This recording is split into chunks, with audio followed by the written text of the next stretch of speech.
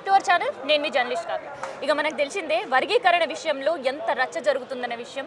దాదాపు 30 సంవత్సరాల నిరంతర పోరాటం ఫలాలు అందే సమయానికి ఇప్పుడు ఒక రచ్చ మొదలైంది. సో దీన్ని ఎట్లా ఎదుర్కోబోతున్నారు అనేది ఏపురి సోమన్న మాటల్లో కాదు పాటల్లో కూడా వినే ప్రయత్నం చేద్దాం.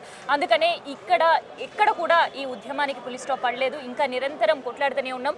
సాధించుకునే వరకు కూడా ఆ పోరాటం జరుగుతూనే ఉంది అనే మాటల్లే విన్నాం. ఇప్పుడు ఏం చెప్తారు, దీన్ని ఎట్లా ముందుకు తీసుకోబోతున్నారనే మాటలు కూడా తెలుసుకున్నాం. అన్న ఏంది దాదాపు 30 సంవత్సరాల పోరాటం. సో ఒక పులి స్టాప్ పడుతుంది అన్న సమయంలో మళ్ళీ కొత్త రచ్చ. ఏంది పరిస్థితులు? విషయం ఏంటంటే ఇప్పుడు తినమరిగిన వాళ్ళు అడ్డుకోవడానికి ప్రయత్నం చేస్తారు. ఆకలి బాధ, ఆకలి యొక్క దుఃఖము, కన్నీళ్ళు, కష్టాలు, అవమానాలు ఇవన్నీ పడ్డటువంటి కులంగా పేదరికాన్ని అనుభవించడం, అంటరానితనం అనుభవించడం, కుల అసమానతలు, కులం పేరుతో జరిగే మోసాలు ఇవన్నీ కూడా ఎక్కువ స్ట్రగుల్ పడ్డటువంటి జాతిగా మాదిగ ఉపకులాలు ఇవి అనుభవించినటువంటి వాళ్ళు. ఇవాళ వర్గీకరణను మేము ఆపేస్తాం, మేము ఎట్లా జరగనిస్తాం అని చెప్తున్నటువంటి వివేక్ వెంకటస్వామి ఫ్యామిలీ అంటరానితనం అనుభవించలేదు, పేదరికాన్ని అనుభవించలేదు. తర్వాత ఇంకొక విషయం ఏంటంటే తన ఇంటికి వచ్చినటువంటి అల్లుండ్లు ఎవరు మాలలు గారు, తన ఇంటికి వచ్చిన కోడన్లు కూడా ఎవరు మాలలు గారు.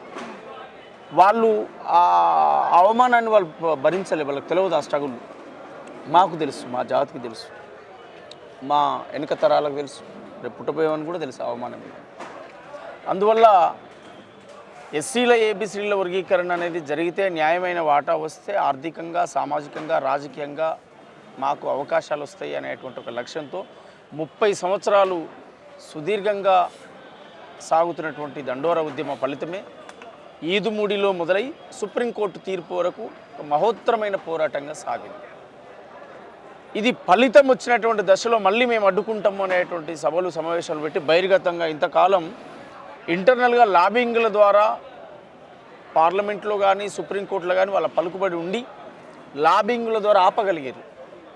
ఒక నిజాన్ని ఎంతకాలం ఆపగలుగుతారు? ఒక న్యాయాన్ని, అన్యాయము ఎంతకాలం అణచివేయగలుగుతుంది? అందువల్ల ఒక విస్ఫోటంలా పలిగి, ఒక విస్ఫోటంలా వచ్చి ఇవాళ 30 ఏండ్లు ఒకే లక్ష్యం కోసం ఒక తరం ఆగమైపోయి కేసుల పేరుతో, జైళ్ళ పేరుతో, ఆత్మహత్యల పేరుతో, ప్రాణత్యాగాల పేరుతో ఒక తరమే ఆగమైపోయింది జాతి. అట్లా ఆగమైనటువంటి జాతి ఇవాళ సాధించడం మేము అనుకునేటువంటి చెప్పుకునే దశలో మళ్ళీ బహిర్గతంగా ఇంతకాలం ఇంటర్నల్గా, అవును మీరు అన్నట్టు ఇంటర్నల్గా జరిగినరో, కోర్టులో జరిగినరో, ఇంకేడ చెప్పిర్రో ఎక్కడ కూడా బయటపడలేదు. కానీ ఇప్పుడు అధికార పార్టీలో ఉండి మరి అట్లాంటి అనౌన్స్మెంట్స్ అట్లాంటి చేసుడుతోటి ఉండే వాళ్ళు కూడా ఒక ఆందోళన పరిస్థితి. వాళ్ళకి ఏం చెప్పాలనుకుంటున్నారు?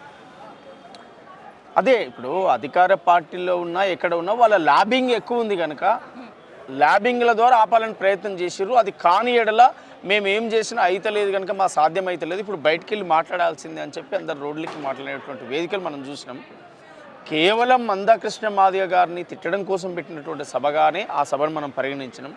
ఆ సభలో సామాజిక న్యాయం లేదు, అంబేద్కర్ ఆలోచన విధానం అంతకంటే లేదు. సమాజంలో, ప్రపంచంలో ఏ వ్యక్తులైనా, ఏ ఉద్యమాలైనా, కుటుంబాలైనా విడిపోవడానికి అవకాశం ఉంది తప్ప కలిసి ఉండడానికి అవకాశం లేదు. విడిపోయి కలిసి ఉంటాయి. ఒక తండ్రి నుంచి ఒక కొడుకు కుమారుడు తన కుటుంబం, తన వ్యవస్థ తనకు ఏర్పడినప్పుడు తను బయటికి వెళ్తాడు, వేరుంటాడు, తర్వాత అమ్మ నాన్నని కాపాడుతాడు. అంటే విడిపోయి కలిసి ఉండే ఉన్నాయి, అది ప్రపంచ విప్లవాలు కానీ కుటుంబాలు కానీ. అందువల్ల ఇది కూడా వర్గీకరణ అనేది అమలు వద్దు కానీ మనం కలిసి ఉందాం అని అంటే అది ఎంత జోక్ అది. అందువల్ల వర్గీకరణ అనేది జరగాల్సిందే, అంతిమంగా దళిత జాతి అందరు కలవాల్సిందే.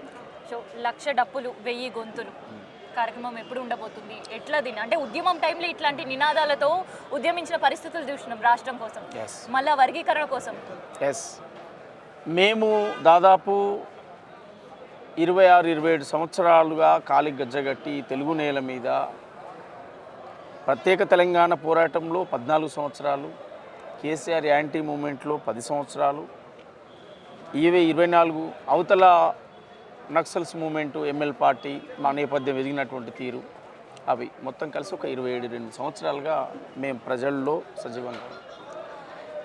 అలాంటి మహోత్తరమైన సాంస్కృతిక ఉద్యమాన్ని మళ్ళీ రేపు నిర్మించబోతా ఉన్నాం. అది న్యాయమైన ఏబిసిడీల వర్గీకరణ ఉద్యమాన్ని నిర్మించబోతా ఉన్నాం. గ్రామాల్లోకి వెళతాం, పల్లెల్లోకి వెళతాం, మాదిగవాళ్ళలోకి వెళతాం, చైతన్యవంతం చేస్తాం, వాళ్ళందరినీ ఏకం చేస్తాం, కూడగడతాం. వర్గీకరణ ఎందుకు, దాని అవకాశత ఏంటి, ఇన్నేళ్లుగా మద్దతు ఇచ్చినటువంటి అన్ని పార్టీలకు, ప్రజాస్వామికవాదులను మళ్ళొక్కసారి బయటికి తీసుకొచ్చి ఈ ఆకాంక్ష ఎంత బలమైంది, ఈ ఆకాంక్ష దీనికోసం ప్రాణత్యాగాలు చేసినటువంటి వీరులు ఉన్నారు, వారి స్మరణను గానం చేస్తూ పల్లె పల్లెకు వెళుతాం మేము. పోదాం పదమ్మో మనసుగల్ల మా మాదిగ పల్లెకు, పోదాం పదమ్మో ప్రేమగల్ల మా పేదల పల్లెకు, తరతరాలుగా ఎట్టిలో నలిగి కంటికి పుట్టెడు ఏడ్చిన పల్లెకు, గూటం పండ్రాయి కత్తి ఆరేలను సొంత ఆస్తులని మురిసిన పల్లెకు, తమ కుండెల మెతుకులు లేకున్నా గని గుండెల నిండా ప్రేమలుంటాయి.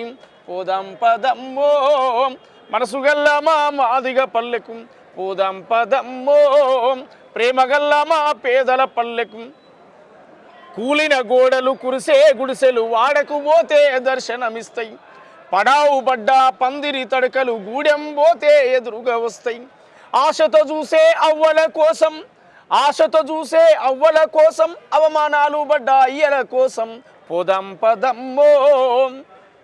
ఇది ఎత్తుకొని గ్రామాల్లోకి వెళ్తాం. 30 ఏండ్ల ఉద్యమం ఫలించిన రోజు ఇక మా బిడ్డలకు ఉద్యోగాలు వస్తుందని ఆశతో చూస్తుంటే మళ్ళీ ఒక పిడుగుబడ్డట్టు ఈ వార్తలు రావడం అనేది జాతిని కలవరించేస్తుంది. కనుక వారిని చైతన్యవంతం చేసి పోరాటాల ద్వారానే సాధించుకుందాం. ఎవరు అధైర్యపడాల్సినటువంటి అవసరం లేదు. జాతిలో పుట్టినటువంటి బిడ్డలుగా జాతి కళాకారులం అందరం ఉన్నాం. దీన్ని ఏకం చేసి 1,00,000 డప్పులు ఒక కాడ మోగిస్తాం, 1000 గొంతులు ఒకే కాడ పాడిస్తాం. దీన్ని వదిలిపెట్టాం. ఎన్నో డప్పులు మోగితే గానీ తెలంగాణ రాష్ట్రాన్ని సాధించుకోలేకపోయినాం.